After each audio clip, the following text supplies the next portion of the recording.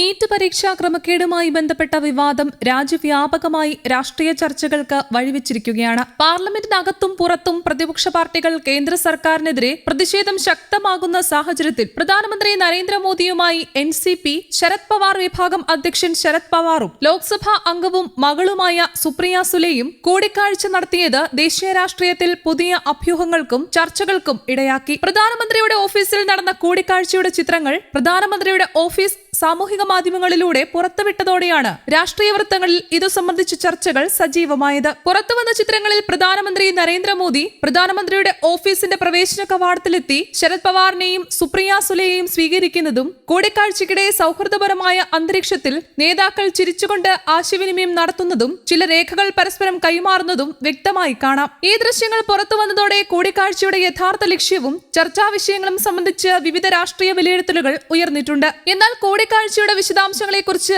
ഔദ്യോഗികമായി ഇരുപക്ഷവും വിശദീകരണം നൽകിയിട്ടില്ല. പാർലമെന്റിന്റെ വർഷകാല സമ്മേളനം പുരോഗമിക്കുന്ന വേളയിൽ മണ്ഡല പുനർനിർണയവുമായി ബന്ധപ്പെട്ട സുപ്രധാന ബിൽ കേന്ദ്ര സർക്കാർ അവതരിപ്പിക്കാൻ ഒരുങ്ങുന്ന സാഹചര്യത്തിലാണ് ഈ കൂടിക്കാഴ്ച നടന്നത്. ബിൽ പാസ്സാകാൻ ലോക്സഭയിലെ 2/3 ഭൂരിപക്ഷം അനിവാര്യമാകുന്നതിനാൽ വിവിധ രാഷ്ട്രീയ പാർട്ടികളുടെ പിന്തുണ ഉറപ്പാക്കാനുള്ള ശ്രമങ്ങൾ കേന്ദ്ര സർക്കാർ ശക്തമാക്കിയിട്ടുണ്ടെന്നാണ് രാഷ്ട്രീയ നിരീക്ഷകരുടെ വിലയിരുത്തൽ. അത്തരമൊരു സാഹചര്യത്തിൽ 8 ലോക്സഭാ അംഗങ്ങളുള്ള ശരത് പവാർ നേതൃത്വം നൽകുന്ന എൻസിപിയുടെ നിലപാടിന് പ്രത്യേക പ്രാധാന്യമുണ്ട്. മണ്ഡല പുനർനിർണയ ബില്ലിനെ കുറിച്ച് എൻസിപി ഇതിനു മുൻപ് തന്നെ വ്യക്തമായ നിബന്ധന മുന്നോട്ട് വെച്ചിരുന്നു. രാജ്യത്തെ എല്ലാ സംസ്ഥാനങ്ങൾക്കും തുല്യനീതി ഉറപ്പാക്കുന്ന രീതിയിൽ ലോക്സഭാ സീറ്റുകളുടെ എണ്ണം 50% വർദ്ധിപ്പിക്കുമെന്ന ഉറപ്പ് കേന്ദ്ര സർക്കാർ നൽകുന്ന പക്ഷം മാത്രമേ ബില്ലിനെ പിന്തുണയ്ക്കുന്ന കാര്യം പരിഗണിക്കൂ എന്നായിരുന്നു പാർട്ടിയുടെ നിലപാട്. ഇത് സംബന്ധിച്ച് പ്രതികരിച്ച സുപ്രിയ സുലെ 50% സീറ്റ് വർധനവിന് രേഖാമൂലമുള്ള ഉറപ്പ് ലഭിച്ചാൽ മാത്രമേ വിഷയത്തിൽ വിശദമായ ചർച്ചയ്ക്ക് തയ്യാറാകൂ എന്ന് വ്യക്തമാക്കിയിരുന്നു. രാജ്യത്തെ വിവിധ സംസ്ഥാനങ്ങൾക്കിടയിൽ പ്രാതിനിധ്യത്തിൽ അസന്തുലിതാവസ്ഥ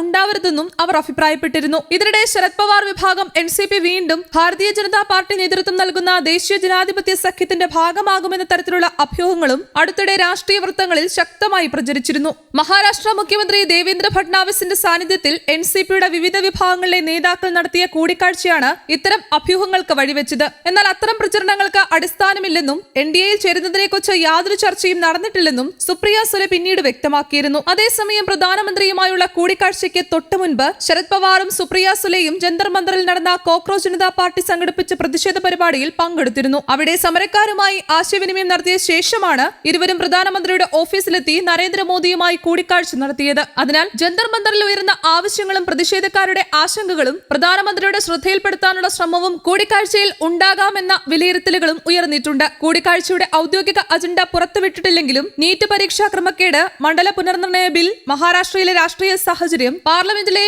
നിയമനിർമ്മാണ വിഷയങ്ങൾ എന്നിവ ഉൾപ്പെടെയുള്ള വിഷയങ്ങൾ ചർച്ചയായിരിക്കാമെന്നാണ് രാഷ്ട്രീയ നിരീക്ഷകരുടെ വിലയിരുത്തൽ. അതേസമയം ഈ കൂടിക്കാഴ്ചയെ ചുറ്റിപ്പറ്റിയുള്ള അഭ്യൂഹങ്ങൾക്കും രാഷ്ട്രീയ വ്യാഖ്യാനങ്ങൾക്കും വ്യക്തത വരുത്തുന്ന ഔദ്യോഗിക പ്രതികരണങ്ങൾക്കായാണ് ദേശീയ രാഷ്ട്രീയം ഇപ്പോൾ കാത്തിരിക്കുന്നത്. News desk Kerala Kaumudi.